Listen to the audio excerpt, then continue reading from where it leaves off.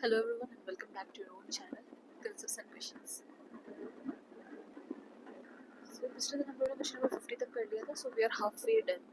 आज से हम लोग क्वेश्चन नंबर 51 से स्टार्ट करने वाले हैं. With reference to the cabinet mission, which of the following statements is or are correct? It recommended a federal government. It enlarged the powers of the Indian courts. It provided for more Indians in Indian civil services. तो इनमें से क्या है जो कि cabinet mission के लिए सही स्टेटमेंट है? तो देखो, कैबिनेट मिशन इसके ऑब्जेक्टिव क्या थी, सबसे पहले तो ये जानो. इसका काम यही था कि इंडिपेंडेंट इंडिया के लिए एक कॉन्स्टिट्यूशन बनाना. ठीक है, सो कॉन्स्टिट्यूशन फॉर इंडिपेंडेंट इंडिया. फिर अरेंजमेंट करना है किसका? Interim government. ओके, इसने ये भी प्रपोज किया कि यूनियन गवर्नमेंट जो है इसके पास तीन पावर्स रहेंगे. यूनियन गवर्नमेंट के पास तीन पावर्स रहेंगे. First is defence, second is foreign affairs, and third is communications. So union government and its legislatures will have limited powers on these. ठीक है, बाकी देखो जितने भी सब्जेक्ट्स थे, ठीक है, उसमें से यूनियन सब्जेक्ट और जो उसके रेसिडुअरी पावर्स जो थे वो सारे यूनियन के पास रहा, लेकिन बाकी उसके अलावा जितने भी सब्जेक्ट्स है ना वो प्रोविंसेस को दे दिया गया. ठीक है, तो इसका यही था कि they proposed a weak center with a provincial autonomy. कि सेंटर वीक होगा लेकिन जो प्रोविंसेस होंगे उनके पास खुद की ऑटोनॉमी होगी उनकी.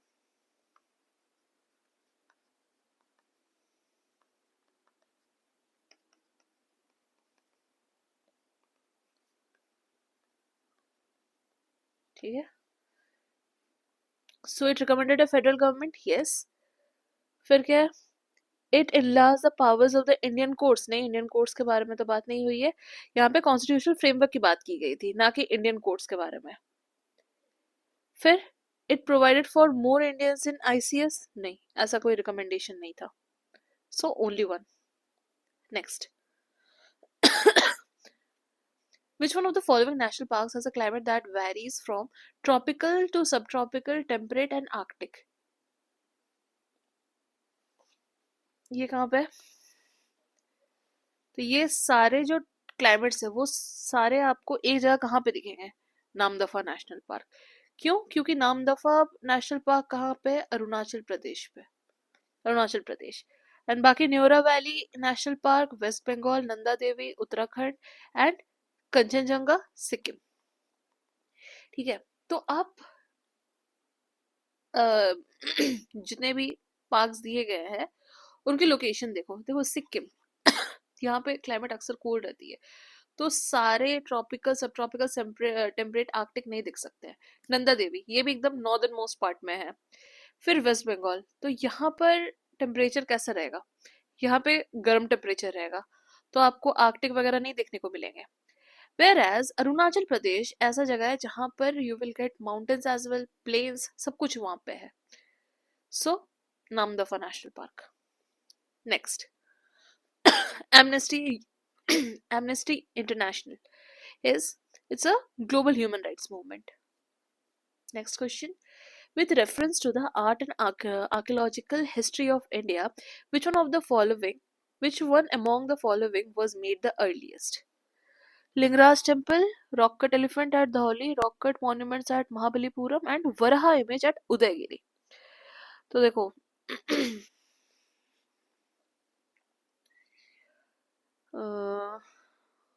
इसमें से लिंगराज टेम्पल ये बनाया गया था 11th सेंचुरी में बनाया गया था. ठीक है, उसको कलिंगा स्टाइल से बनाया गया था and it was made bye Somvanshi dynasty. फिर आपका अशोकन, ये रॉक कट टेम्पल जो है ना ये अशोकन टाइम्स पे बना था. अशोकन टाइम्स पे बना था. तो अशोकन टाइम्स का था लगभग 271 से 231 बीसी के बीच में बना था. 271 से 231। फिर आपका rock cut monuments at Mahabalipuram, ये करीब आपका 630 से लेके 668 सी के बीच में बना था। ये मोनोलिथिक टेम्पल्स है। It was made by Pallava king Narasimha. And the last one is Varaha image at Udayagiri, ये बनाया गया था 5th सेंचुरी में।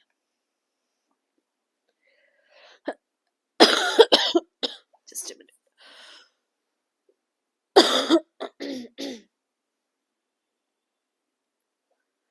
हाँ, तो इसमें से सबसे पुराने कौन है?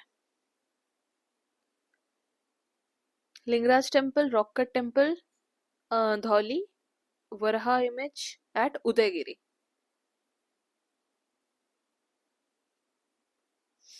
Anyone knows? With reference to art and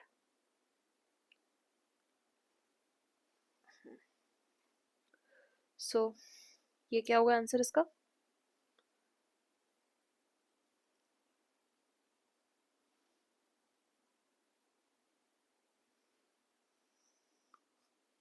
ठीक है, ये सबसे पुराना है, rock cut elephant at Dhauli. Okay, next. Oh by the way, सारे के लोकेशंस यू शुड नो। ये तो भुवनेश्वर उड़ीसा में हो गया, and this at Kalinga. Rock cut monuments at Mahabalipuram, ये तो फिर हो गया महाबलीपुरम में है। And Varaha image Udayagiri. Varaha image जो है ना, ये किस पर बनाया गया है? ये रेस्क्यू ऑफ भूदेवी फ्रॉम राक्षस, इसका पोर्ट्रेयल है। ठीक है, एंड इसको चंद्रगुप्त टू विक्रमादित्य ने बनवाया था। एंड ये कहाँ पे? मध्य प्रदेश पे।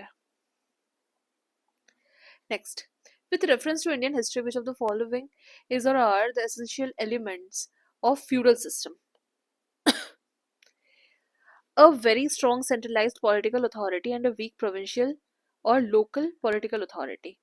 Emergence of administrative structure based on control and possession of land. फिर है creation of lord vassal relationship between feudal lord and his overlord. So, a very strong centralized and a very weak, ऐसा नहीं है। ठीक है, it was not weak. local political authority weak नहीं थी। ठीक है, अच्छा। फ्यूडल सिस्टम के बारे में पूछा। Emergence of administrative structure based on position of land, land के ऊपर ही था फ्यूडल सिस्टम पूरा। और लॉर्ड वेसल रिलेशनशिप भी था between feudal lord and his overlord. तो yes, only statement 1 is wrong, 2 and 3 are correct. Next question. Biocarbon Fund Initiative for Sustainable Forest Landscape is managed by World Bank. Next. India is a member of which of the following? India किसका member है? Is just a member of East Asia Summit. Next. In India, the steel production industry requires the import of coking coal. ठीक है, बाकी salt bitter जो है ये fertilizers, rocket propellant इसके लिए काम करता था। एंड रॉक फॉस्फेट ये भी एक बहुत अच्छा फर्टिलाइजर है। ठीक है, फिर question number 59, the provision of 5th schedule and 6th schedule in the Constitution of India are made in order to protect the interest of scheduled tribes, determine the boundaries between states. So you know 5th and 6th schedules किसके लिए है? scheduled tribes के लिए है। Last question. With reference to the union government, consider the following statements. The Department of Revenue is responsible for the preparation of the union budget and it is presented to the parliament. क्या Department of Revenue responsible है? No, it's wrong. It's Department of Economic Affairs. ठीक है, next. No amount can be withdrawn from the Consolidated Fund of India without the authorization of Parliament of India. Yes, and all the disbursements made from the public account needs authorization from the Parliament of India. No. Public account is operated by executive action. ये executive action से ही operate होता है। ठीक है, okay. अच्छा, इस पे थोड़ा सा हम लोग डिटेल में देख लेते हैं। देखो, 3 तरीके के फंड्स होते हैं। First is consolidated fund of India. तो जितने भी रिसीट है वो यहीं पे क्रेडिट होते हैं एंड सारे पेमेंट्स यहीं से डेबिट भी होते हैं। receipts credited and all payments debited, ठीक है। और इसमें से हम लोग कोई भी फंड नहीं निकाल सकते। No fund can be appropriated without parliamentary law. तो इसमें parliamentary law is must.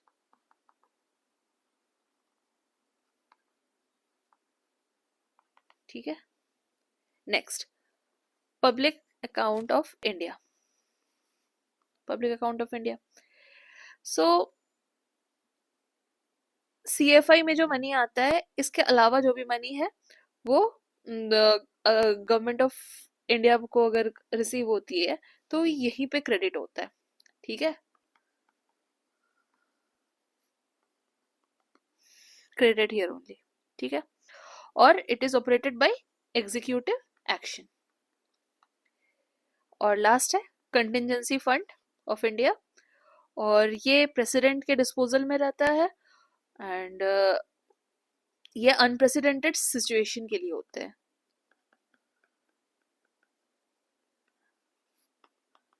Situations और इसको कौन प्रेसिडेंट के लिए उसको होल्ड करते हैं? It is held by finance secretary. ठीक है, finance secretary on behalf of president of India. ठीक है, और इसमें भी यू नीड एग्जीक्यूटिव एक्शन। ठीक है, सो इसमें only statement 2 is correct. So question number 60 पे हो गया। Okay, keep on revising. If you like our video, please like, share and subscribe. Share it more and more with your friends. Thank you. Jai Hind.